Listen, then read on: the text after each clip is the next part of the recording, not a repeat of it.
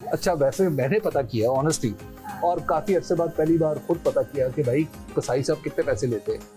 तो उन्होंने मुझे जितने पैसे बताए, मैंने कहा क्यों ये साग डालने टवाडो तो सुपर टैक्स लाता है मतलब क्या हुआ है, इतने पैसे उन्होंने बढ़ा दिए। 10,000 रुपया आपको पता है कि लाहौर में एक बकरे को ज़िबा करने के लिए के बल्कि, और फिर उसके बाद वो जितना गोश्त मांगते हैं दिल ये चाहता है कि पाए बकरा भी तुसी ला जाओ। अच्छा वैसे असल में आज के दिन जो है ना कसाई की वही हैसियत होती है जो बजट वाले दिन फाइनेंस मिनिस्टर की होती है। आज इम्पोर्टेंट तरीन आदमी कसाब ही है। तो इस वजह से आसमान से रेट बातें और पैसे देके हर अनाड़ी का दिल करता है कि वो कसाई बन जाए। अच्छा इस मौके पर नाड़ियों की भी ईद हुई होती है। हाँ लेकिन अगर आप जन्नत कसाई होती तो कितना चार्ज करती? सुभान अल्लाह, कितने पैसे? सुभान अल्लाह। वैसे ये साबरी साहब से क्वेश्चन बनता है, लेकिन इसके बाद आप अगर कसाई होती आज के दिन तो जैसा कि हबीब साहब ने कहा कि 10,000, तो मैं कोशिश करती कि मैं डबल चार्ज करती 20,000। 20,000 कपड़ों के ऊपर छींटे पड़ने के लिए पैसे, डिस्काउंट नहीं, ड्रेस स्पॉइल हो गया। वैसे जन्नत तुम्हें किसी ने नहीं कहना था कि बहुत महंगा कसाई ये अगर हम ऑफर लगाते तो फिर था। माहम ये बताओ कि तुम्हें तो ही जब रात में मेहमान बनने का मौका मिलता है, ये इसके अलावा भी कभी मेहमान बनी? डिपेंड करता है कि जगह कौन सी है, मेजबान कौन है, तब मेहमान बनने का मजा भी आता है। हम बिल्कुल खुश नहीं है। आप भी खुश? बिल्कुल खुश नहीं है। हमारे अब मेहमान बनने के दिन है, लेकिन वक्त ने एक बार फिर दुल्हन बना दी। ये सरगोदा में गाड़ियों के पीछे लिखा जाता था ऐसी गाड़ी जिसकी जो पुरानी हो चुकी होती थी और उसकी बॉडी रीबिल्ड की जाती थी, तो उसके पीछे लिखा जाता था वक्त ने एक बार फिर दुल्हन बना। अच्छा ये पाकिस्तान के कुछ के पीछे ये भी लिखा जाता था बिन खिले मुरझा गई। एक्सीडेंट वाली होती है। जी एक्सीडेंट वाली गाड़ी बिल्कुल ऐसा। और जब की सेंस ऑफ ह्यूमर बहुत अच्छी, हमने अंडर एस्टिमेट किया था। जब गाड़ी बिल्कुल रह खह जाती थी तो उसके बाद लिखा जाता था बिस्मिल्लाह पढ़कर सवार। अच्छा खैर एक बात बताइए, मेरे आपसे एक बड़ा सीरियस सा मसला है जो मुझे उस वक्त से दरपेश है जब से मैं प्रोग्राम कर रहा हूँ, बिलखुसूस आज का प्रोग्राम। ये वेस्ट कोट के सारे बटन बंद कैसे करके बैठा जा सकता है? क्योंकि जैसे मैंने थोड़ी देर पहले 1-2 बटन बंद किए, उससे मुझे लगा कि मैं स्क्रीन पे ठीक लग रहा हूँ। उसके बाद जब मैं बैठा तो ये वेस्ट कोट आधी बाहर आ गई, मैंने उसको देख के दोबारा अपने आप को एडजस्ट किया और ये बटन खोल दिया। लेकिन मैंने ये देखा आपकी माशाल्लाह इतनी प्रैक्टिस है कि आप न सिर्फ खड़े होकर चलते आए हैं बल्कि सीधे बैठे हैं और आपकी वेस्ट कोट बिल्कुल ठीक है। उसकी वजह ये कि आपने जो पहनी ये पहली मर्तबा पहनी। ये क्या है? ये वाली वेस्ट कोट आपने पहली मर्तबा पहनी। हाँ मैंने 37वीं दफा ये पहनी। अच्छा इस वजह से फर्क है। मतलब वो जैसे घोड़ा होता है ना, घोड़ा कहते हैं सवार पहचानता है, तो आपकी वेस्ट कोट पहनने वाले को पहचानती है। खैर मेरा मसला बड़ा यानी कि यहाँ से पता चला आज आपने नई वेस्ट कोट पहनी है। नई तो नहीं है। और साबरी साहब ने तो ये बार चीट की है। 37वीं बार। ये हमारे यहाँ होता है कि खौतीन अगर जोड़ा एक बार पहन लेना तो दोबारा पहनते हुए उनकी जान जाती है, लेकिन मर्दों में और स्पेशली साबरी साहब को ये क्रेडिट जाता है। बिल्कुल। अच्छा लेकिन इसको अप्रिशिएट भी करना चाहिए। और दूसरा ये कि मैं अपना क्या कहते हैं इंडोर्स करूंगी कि क्योंकि जोड़े इतने महंगे हो गए हैं, आप 14,000 का 15,000 का ले रहे हैं सिर्फ लॉन का सूट। इसीलिए महंगे जोड़े की वजह से ज़रियाब ने आज कुर्सी जैसे जोड़ा मुझे ऐसा लग रहा है कि मेरी कुर्सी में सिर्फ शक्ल नजर आ रही है, या कुर्सी ने कोई फैंसी कपड़ा पहन लिया है। सबको ऐसा लग रहा है। और महंगाई जो है वो सिर्फ कपड़ों तक ही नहीं है, एक और चीज भी है। माशाल्लाह सब बड़े खूबसूरत लग रहे हैं, सेट भी बड़ा खूबसूरत है। शुक्रिया। लास्ट ईद पे हमने देखा था कि मिठाई पड़ी हुई थी, इस बार तो ये पॉपकॉर्न और ये।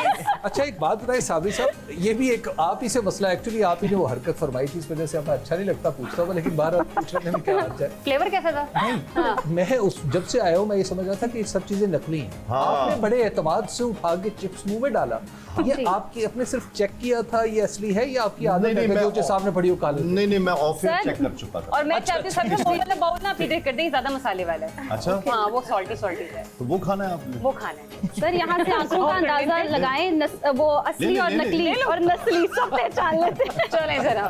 अच्छा वो जो अजीम आपकी बात का जवाब ये है कि वो मीठी ईद होती है जो छोटी ईद होती है, बड़ी नमकीन।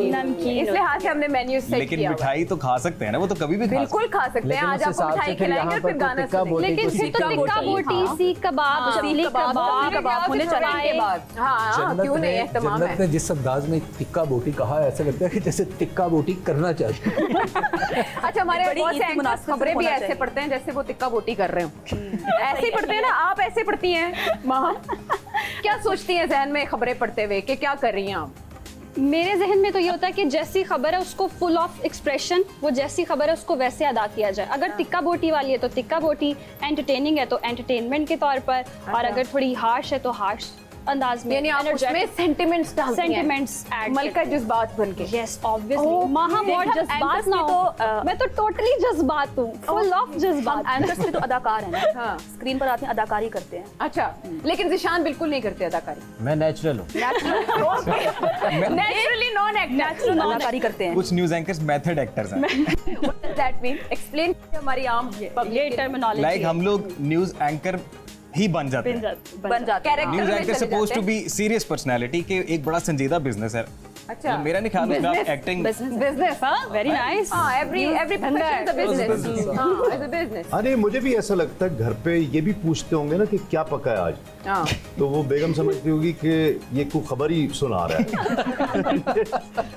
अच्छा, ये एक्सपीरियंस मैंने खुद इसलिए हाथ से किया हुआ है क्योंकि मैंने भी बहुत ऐसे न्यूज़ पढ़ी है ना, तो कभी मोबाइल पे फॉरवर्ड मैसेज में कोई जोक आ जाता है तो फिर आप घर वालों को सुना रहे हो तो मेरी बहनें मुझे बोलती थी बच जाओ, बस रहने दो, हम खुद पढ़ लेंगे। क्या खबरें सुनाने शुरू कर दी हैं, तो वो आपका लहजा बन जाता है, बन जाता है। आई थिंक अब और वक्त ये के अच्छी साथ चीज़ साथ है। चीजें बदलती जा रही हैं, आपको एक्सप्रेसिव भी होना चाहिए। आप अगर दिख रहे हैं तो ऑब्वियसली आपने उसमें चीजें ऐड करेंगे तो उस तरह से आप अदायगी कर सकेंगे। अच्छा जी, एक ब्रेक का वक्त हो गया है, ऐसे ही लेते हैं। ऐसे ही ब्रेक पे जाते हैं। अच्छा, ऐसे ही। Welcome back. ब्रेक के दौरान गाना याद आ रहा था, एक रंगी है तू रंगों से भी ज्यादा, सुना है आपने? हाँ नहीं सुना। एक्चुअली मैं समझा था कि शायद ईद शो में हर सवाल का जवाब हाँ में देना होगा, इसलिए मैंने कहा कि हाँ मैं साबित करूं कि मैं भी बहुत मॉडर्न चीज़ों से बड़ा इंटरेस्टेड हूँ। हाँ, लेकिन मैंने सुना नहीं।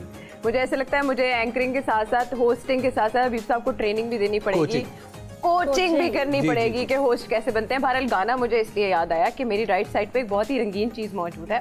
This is kind of dart game. इसमें इसकी डिटेल्स ये हैं कि जो हमारे पास रंगीन लोग इस तरफ रंगीन मिजाज नहीं कहा मैंने रंगीन लोग बैठे हैं, आप लोग इस पे निशाना लगाएंगे। इसको डार्ट ही कहते हैं। जी जी बिल्कुल, इसको ये डार्ट ही वो सुई है जिससे ये गुब्बारे फोड़े जाते हैं, लेकिन इसके लिए जहाँ तक मुझे पता है जो प्रोड्यूसर ने बताया था वो ये था कि एक खास फासला भी मेंटेन करना है। जी Okay. बिल्कुल ऐसे वो ही। क्या है?